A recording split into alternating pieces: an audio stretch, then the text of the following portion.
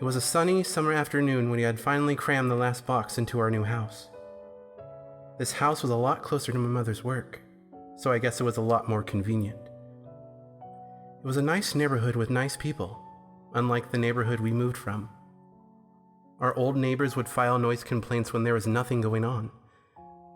That was because they just hated us. Even though the new neighborhood was nice, there was one thing about it that seemed off. Everything was just a little too nice. I don't know how to put it into words, but everyone seemed a little more excited than they should have been, getting new neighbors. I guess that was because so many people were suddenly moving out.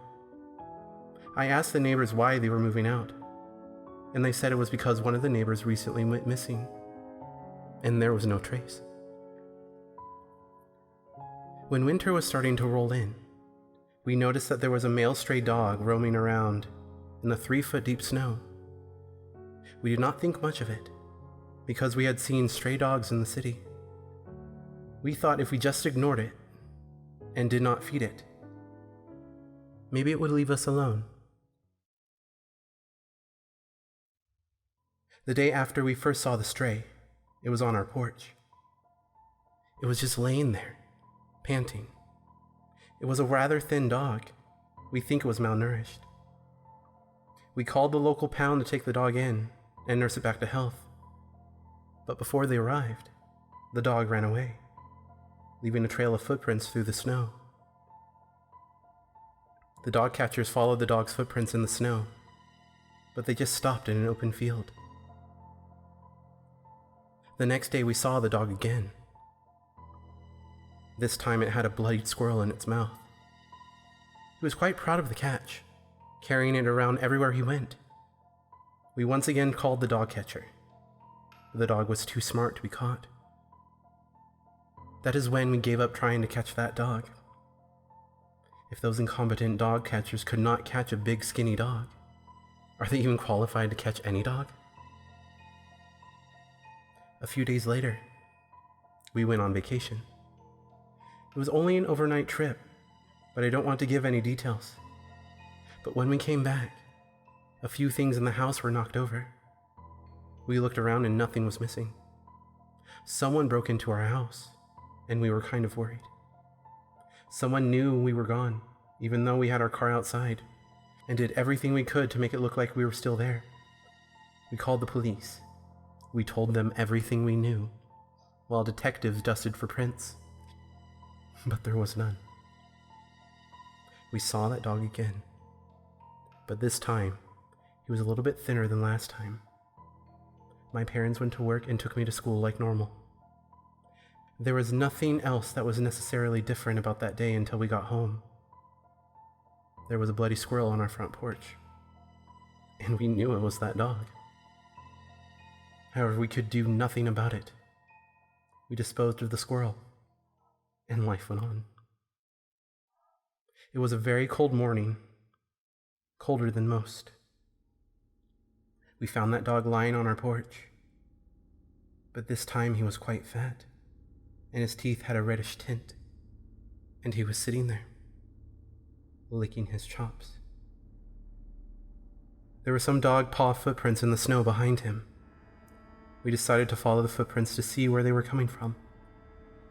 They led to a small cave, and inside that cave, we saw a dead body lying face down with a hiking backpack nearby, and we immediately called the police. The police followed us to the cave and did an autopsy. The man died of a heart condition. The man was named Jeremy Jensen. We did not know him, but we still felt sorry for him. He appeared to have been dead for a while, and he had a rather large hole in his stomach where he was found. I froze. It was then I realized why that dog was suddenly so fat. We started keeping a rifle in the house in case the stray dog showed up. We did not want to be the next victims. We did not see that dog for the next week or two. We thought that the dog catchers finally caught him, or maybe animal control put him down. We still kept the rifle just in case. Things were slowly going back to normal. At this point, I had not seen the dog in a month. We all agreed to put the rifle in the closet in case we invited someone over, so they would not feel threatened.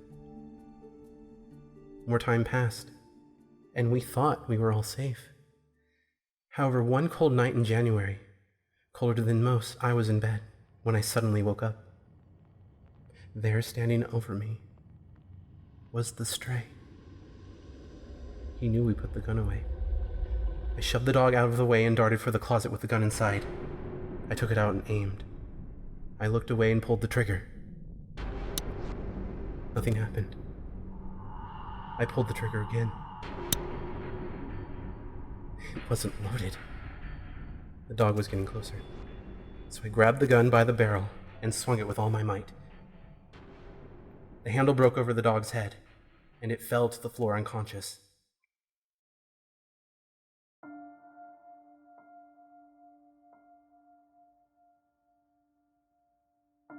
The crack woke up my parents, who were absolutely shocked. We called the dog catcher to take away the dog and dispose of its body. We still don't know how the dog possibly managed to break into our house. Twice, for that matter. But now the stray is dead. We had not had a break-in since then, and that was at least 5 years ago. One day I saw a dog that looked rather similar roaming through the street. It reminded me of the stray. I asked my neighbors if they remember it, and they asked me what it looked like. And I told them. And they explained how they had always seen a dog like that a few years back in the graveyard, lying beside a tombstone, presumably of its owner. I asked who the owner was. They took me to an open field and showed me the gravestone. It was Jeremy Jensen, 1982 to 2009. The dog knew he was there. So far, this is what I have pieced together. Jeremy Jensen and the dog were on a hike, and then he died in the cave of a heart attack. The dog ran looking around for help, but to no avail. The dog became more and more thin, and eventually started stealing food from people's houses. The dog eventually gave up and got desperate for food. He then resorted to eating a large area around the owner's stomach to survive. Nobody in my family will ever forget this disturbing story, as its memories still come back to haunt us on a day-to-day basis.